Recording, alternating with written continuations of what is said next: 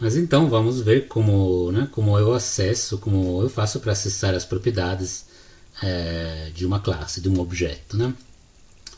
É, às vezes, né, se usa o que são chamados de métodos de acesso, né, é, que é, são usados, né, permitem de acessar ou atribuir o valor de um atributo da classe, né? Então, acessar get, né, ou atribuir set o valor de um atributo, né?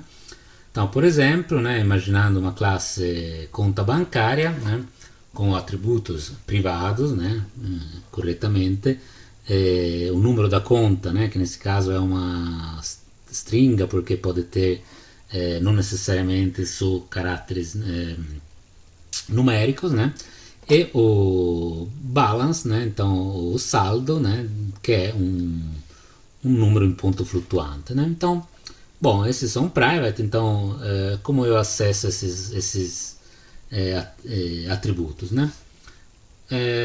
Uma coisa que, né, se pode fazer é criar esses métodos de acesso, né, que aparecem em pares, né, um método get e um método set para obter o valor do atributo e atribuir o valor do atributo, né? Então aqui, né, os métodos de acesso para o atributo number, né? Então get number e set number, que retorna um string, aceita um parâmetro string como um novo número. É a mesma coisa para o saldo, para o balance, né? Get balance e set balance, né? Isso é uma coisa que às vezes se faz, né, em programação a objetos, só que tem que pensar, né, se realmente, né, o que é o recomendado, né? Então pare um momento para pensar, né? Vocês devem ter visto já essas formas às vezes de programar. Então é verdade que uma classe deve sempre ter métodos get e set para cada um dos seus atributos, né? Isso é verdadeiro, isso é falso, né? É, de novo, como sugeri outras vezes, parem o vídeo, né? Pensem um pouco. Isso é o certo, né? Por exemplo, vamos né, pegar de novo a classe conta bancária, o bank account, né? É, quais são os problemas da classe bank account, né? Quais são os problemas devidos a ter usado get e set para todos os atributos, né?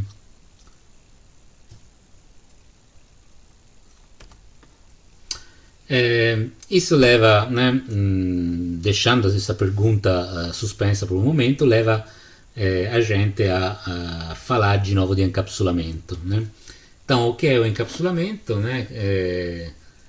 Essa, essa figura do livro Object Oriented Analysis and Design dá uma explicação no sentido que o encapsulamento é a ideia de esconder detalhes de estruturas complexas, né, e separa os aspectos que são internos e externos de um objeto. Então, como os outros objetos interagem com o objeto e como o objeto em si executa essas operações, né, e como esse objeto implementa, realiza as mensagens, né. Os programas clientes, então, ou que interagem com o objeto, não precisam saber como as operações são implementadas, mas só precisa saber que elas serão executadas, né? Então, o objeto em si esconde a implementação. Isso tem algumas consequências positivas, né? Que não é possível alterar os dados do objeto de forma direta, mesmo sem querer, né? Mesmo acidentalmente. E é possível impor alguns vínculos de negócio, né? Quer dizer, alterar os dados apenas com algumas regras específicas, né? Coisas que não é possível fazer em estruturas de dados normais, né? Então, porque são passivas, né? Então, a ideia do encapsulamento é essa, né? Então, esconder os dados do objeto e permitir que esses dados ou que as operações sejam executadas independentemente sem conhecer a implementação interna, né? Então, voltando na conta bancária, né, quais são os exemplos, né? Tem vários, por exemplo, não tem nenhum controle sobre as alterações do saldo, né, do balance. Set balance você pode colocar qualquer valor, né? Claro, pode ter algum controle dentro do método, mas a princípio, né, em uma conta bancária de verdade, você não consegue atribuir um valor aleatório, qualquer valor para o saldo da conta, né? Pelo menos, né, eu na minha não consigo. Então, como é que você altera o saldo da conta? Fazendo depositando, né, dinheiro, sacando dinheiro, fazendo transferências, mas não tem uma operação em uma conta de verdade de atribuir o saldo para qualquer valor, né? Outro exemplo, faz sentido alterar o número de uma conta bancária? Normalmente não, né? Isso normalmente não é feito, né? Às vezes o que os bancos podem fazer é criar uma nova conta, né, com um número diferente e talvez transferir os valores, né, o dinheiro, o saldo, né? Né? Então, esses métodos de acesso assim permitem fazer operações que na verdade não são próprias do objeto em si, né? E além disso, mudanças nas regras de negócio, né, requerem ou precisam de alterações no código que usa a classe, né? Então, no código que está usando a classe, no código cliente, por exemplo. Preciso limitar depósitos para máximo 10 mil reais por vez, né? Eu poderia, né, se eu tivesse uma operação fazer depósito, poderia colocar esse limite na operação fazer depósito. Se eu tenho apenas métodos get e set balance, get balance, preciso fazer esse controle em todas as classes que usam a classe bank account ou conta bancária, né? Então isso vai espalhar lógicas de negócio que seriam próprias da classe bank account, mas vão ter que ser colocadas em outras classes, e isso não faz sentido, isso quebra o encapsulamento, porque é a classe bank account que sabe quais são os limites, né, quais são as regras para alterar os próprios dados. Né? Então, um exemplo mais certo de classe conta bancária, né, seria essa, né, em que eu tenho mais operações que são compatíveis com o conceito abstrato de conta bancária, né? Então eu posso ter métodos sim para obter o número da conta, obter o saldo da conta, mas, né, não tenho os métodos set, por exemplo, né? Então, como é que eu altero o saldo da conta?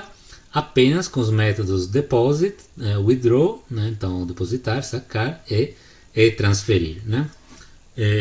Dentro desses métodos eu posso colocar limites de regras de negócio, né? Então, por exemplo, no deposit, se eu aumentar o valor a ser depositado é maior de 10 mil reais, eu posso disparar uma mensagem de erro, caso contrário eu permito o depósito, né?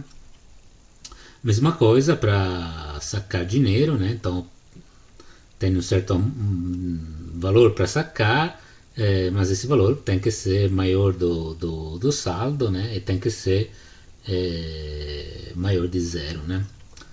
E assim vai, né? Então né, nesse caso a lógica de negócio está encapsulada no objeto, né? Então os vínculos, os limites, como a conta se comporta, né? Está encapsulado no objeto. Nesse caso é impossível alterar o estado do objeto de formas que não são permitidas, né? Porque né, nesse caso os métodos públicos são os que definem o protocolo de interação com o objeto. Então não tenho métodos públicos para alterar diretamente o saldo, não posso alterar diretamente o saldo, né? Então estabeleci um protocolo de interação com o objeto. Então é importante esse ponto, né, que é opinião comum que devem ser adicionados getters e setters às classes para todos os atributos privados ou de alguma forma restritos, mas essa concepção na maioria das vezes está errada, né? E leva à quebra do encapsulamento, como vocês podem ver, né, nesse exemplo da conta bancária. Então, ainda mais, né, para refletir, né, se eu tenho métodos privados, mas tenho todos os getters e setters públicos, basicamente não tem diferença, né? Qualquer classe pode alterar da forma que quiser todos os atributos da minha classe, né? Então, basicamente, né, não teria muito vantagem em ter os atributos públicos, mas colocar os getters e setters, né? Então, getters and setters are evil, né? Então vai ter aqui um link, tem um artigo interessante que vocês podem ler, eu vou colocar lá no Classroom também, né? Então são perigosos, né? Então usem responsavelmente, né? Então sim, podem colocar, mas pensem bem o que estão fazendo, tá? Ok, relacionado com esse conceito, né? Claramente todas as regras, né, têm exceções, né? Então mesmo na regra, vamos dizer, de não abusar de getters e setters, tem exceções, né? Então essa é uma, né, quando as pessoas ouvem falar, bom, como eu não preciso usar getters e setters, mas tem frameworks que mandam para usar getters e setters, né? Então qual é o ponto?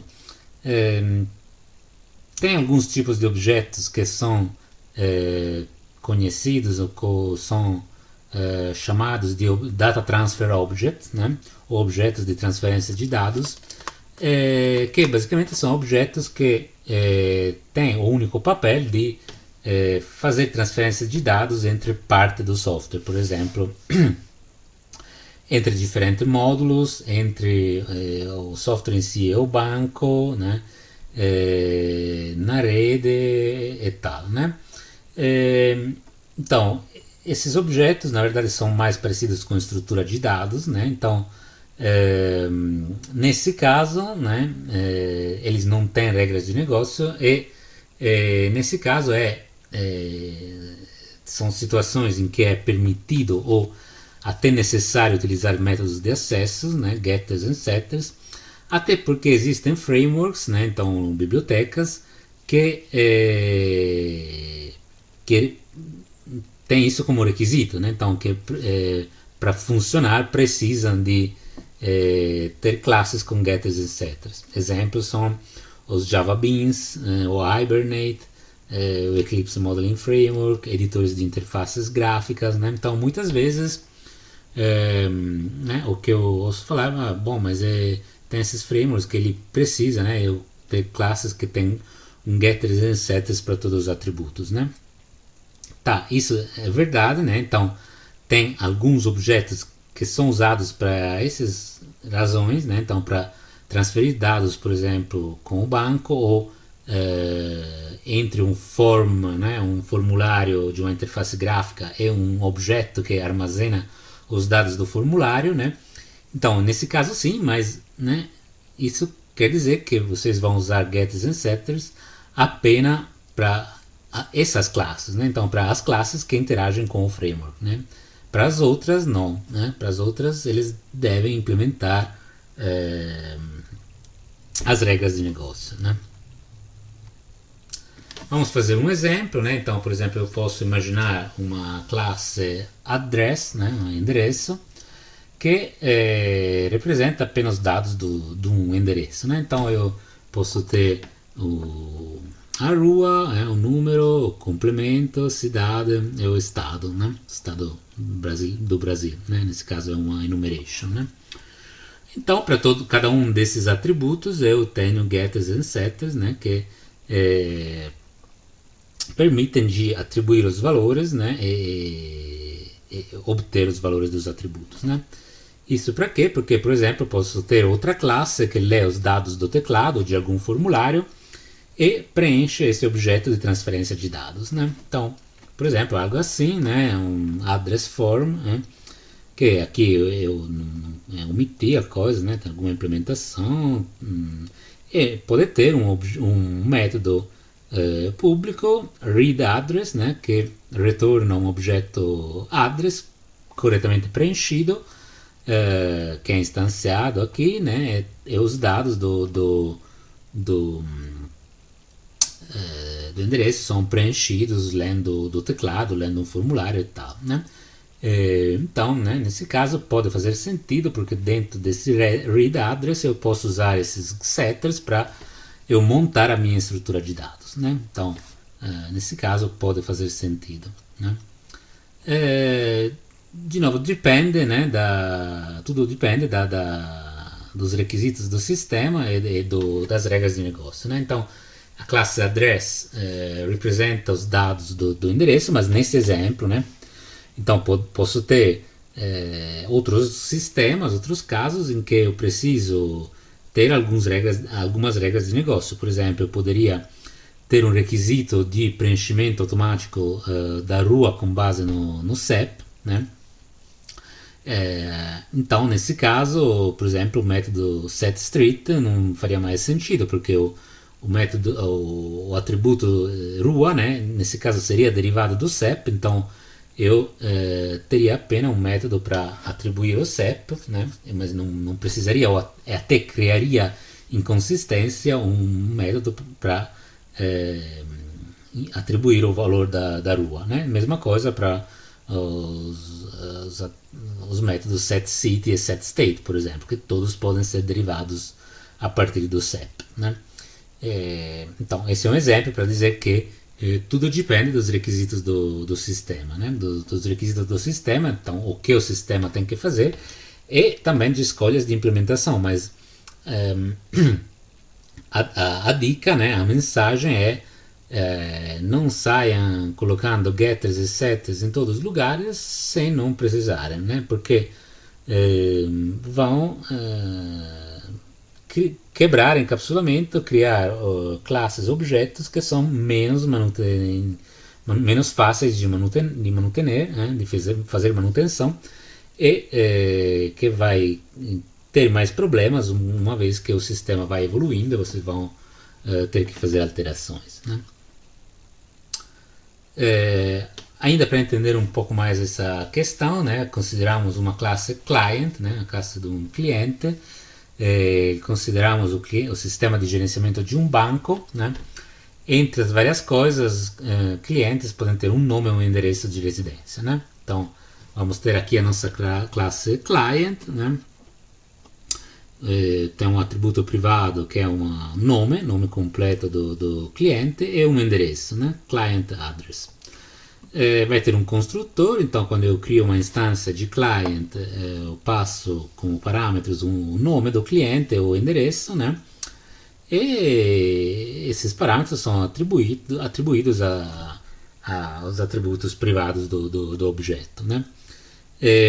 Nesse caso, a classe client né, não é mais só uma classe de dados, né? Então, né, poderia ser, mas muitas vezes tem regras de negócio, né? Então, tem regras que precisam ser respeitadas. Então, precisa de getters e setters nesse caso, né?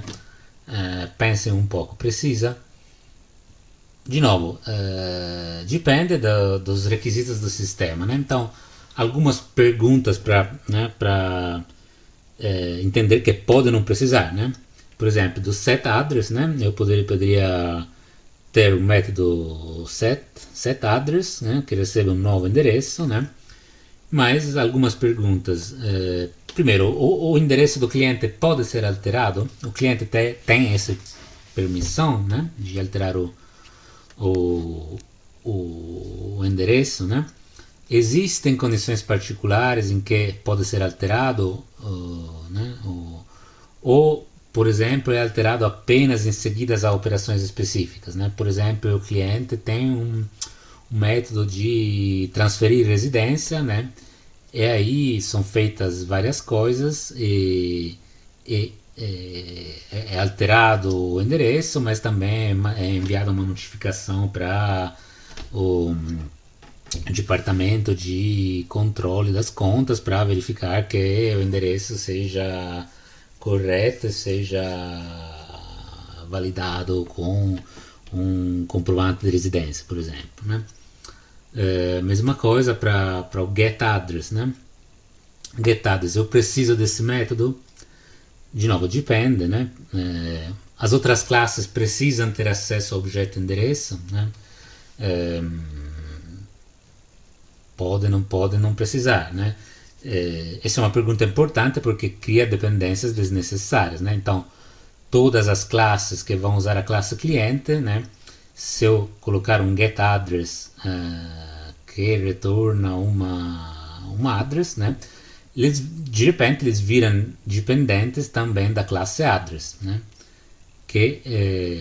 Ou podem virar dependentes da classe address se eles ficam usando, né, o método getAddress. Então, de novo, essas são coisas que precisam ser evitadas, né, a menos que não sejam estritamente necessários.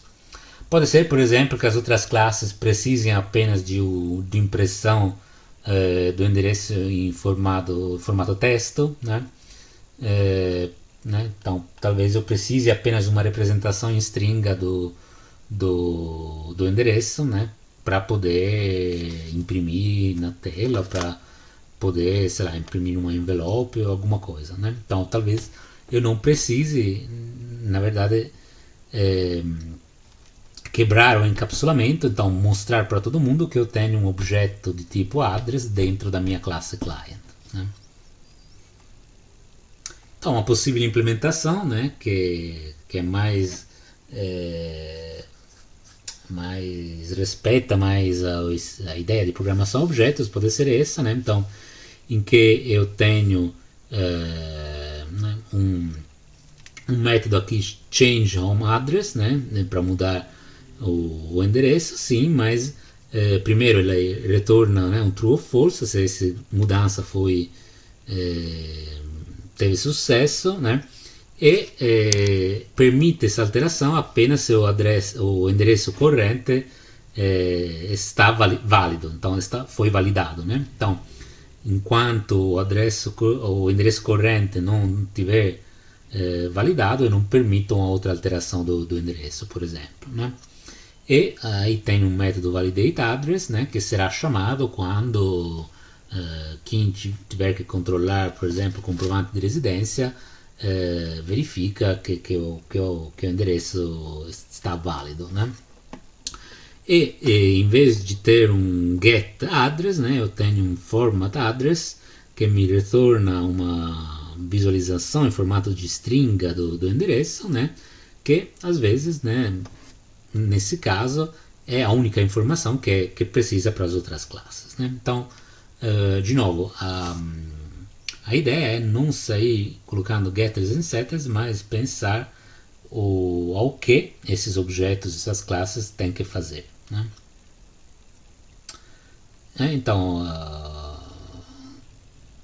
Então, nesse caso, né, o endereço pode ser alterado apenas se o existente tiver sido validado. A única forma de obter o endereço em forma de texto, né? E isso tem um outro benefício, porque pensando bem, se eu tivesse um método getAddress que retorna a instância do address dentro do client, qualquer um que chama esse getAddress poderia alterar o endereço do cliente assim, sem se preocupar de forma nenhuma, né? Então, esse é o conceito de encapsulamento. Então, quem altera os dados, né, que é o dono dos dados, tem a responsabilidade de alterá-los, né?